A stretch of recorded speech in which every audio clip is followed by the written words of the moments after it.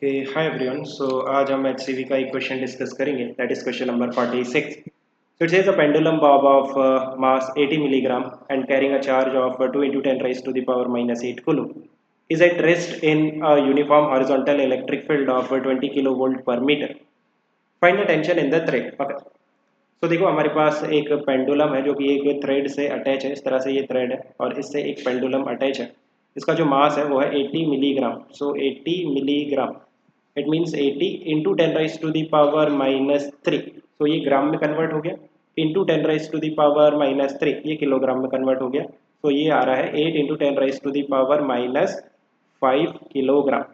Right now आप देखो कि इस पेंडुलम पे हमारे पास एक चार्ज भी है जिसका वैल्यू है 2 into 10 raise to the power -8 coulomb. And हमारे पास एक हॉरिजॉन्टल डायरेक्शन में यूनिफॉर्म इलेक्ट्रिक फील्ड है जिसका वैल्यू है 20 kilo volt per metre. So you can say 20 into 10 raise to the power 3 volt per metre. तो ये हो जाएगा 2 into 10 raise to the power 4 volt per metre.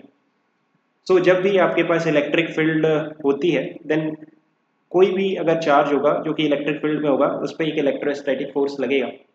तो ये जो पेंडुलम है जिस पे एक चार्ज है उस पर इलेक्ट्रोस्टैटिक फोर्स लगेगा. किस डायरेक्शन में? बिकॉज जो चार्ज है वो पॉजिटिव है. दैट्स वाई इलेक्ट्रिक फील्ड के डायरेक्शन में इस डायरेक्शन में हॉरिजॉन्टल डायरेक्शन में एक इलेक्ट्रोस्टैटिक फोर्स लगेगा लेट्स से Fe जिसकी वैल्यू होगी charge into electric field. Charge कितना है 2 into 10 raise to the power -8 and जो इलेक्ट्रिक फील्ड है वो है 2 into 10 raise to the power 4. तो ये निकल के आ रहा है 4 into 10 raise to the power -4 Newton. अभी ये जो पेंडुलम है इनिशियली वर्टिकल था बट इस पे एक इलेक्ट्रोस्टैटिक फोर्स लग रहा है हॉरिजॉन्टल डायरेक्शन में. तो अभी ये वर्टिकल नहीं रहेगा. अभी ये वर्टिकल से थोड़ा सा टिल्ट हो जाएगा. पहले ये इस तरह से था.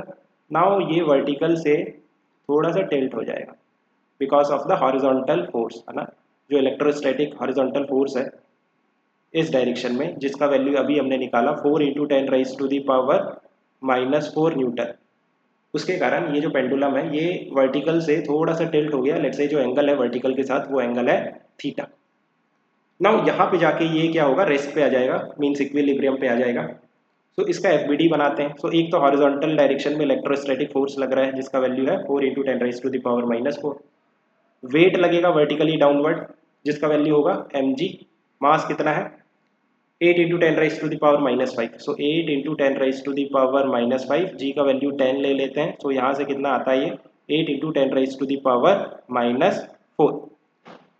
एक फोर्स और लगेगा that is tension along the string along the thread. So thread के डायरेक्शन में यहाँ पे टेंशन लगेगा जिसका वैल्यू मुझे निकालना है. सो नेट फोर्स 0 है इस पेंडुलम पे. बस उसका यूज करके टेंशन निकाल लो. अब देखो ये एंगल अगर थीटा है देन यहाँ पे मैं इस तरह से अगर वर्टिकल ड्रॉ करता हूँ देन ये एंगल भी कितना होगा थीटा. टेंशन के कंपोनेंट लेते हैं. वर्टिकल डायरेक्शन में आ जाएगा टी का कॉस थीटा और हॉरिजॉन्टल डायरेक्शन में यहाँ पे आ जाएगा टी का साइन थीटा.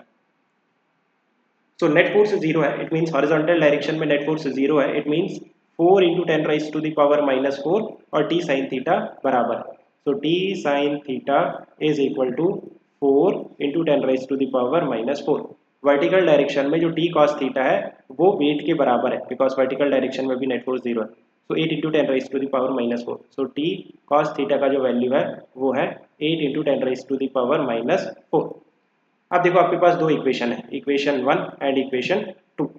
वेरिएबल्स कितने टेंशन एंड थीटा. दो इक्वेशन दो वेरिएबल सॉल्व करना सबको आता है. क्या करते हैं दोनों इक्वेशन को डिवाइड कर देते हैं. सो दोनों इक्वेशन को अगर मैं डिवाइड करता हूँ तो लेफ्ट हैंड साइड में टेंशन टेंशन कैंसिल हो गया. Sine theta upon cos theta that is tan theta.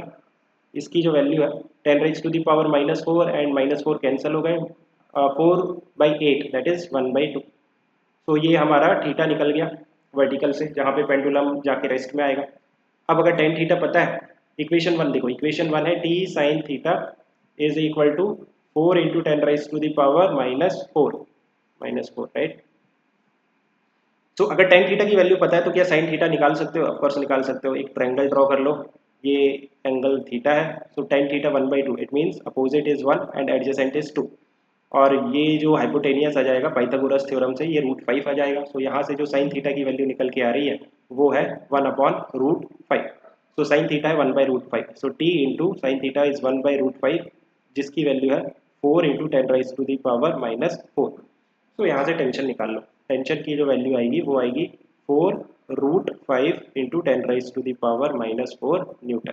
तो टेंशन और थीटा दोनों निकाल लें। So I hope you have understood. Keep working hard. Best of luck. Bye.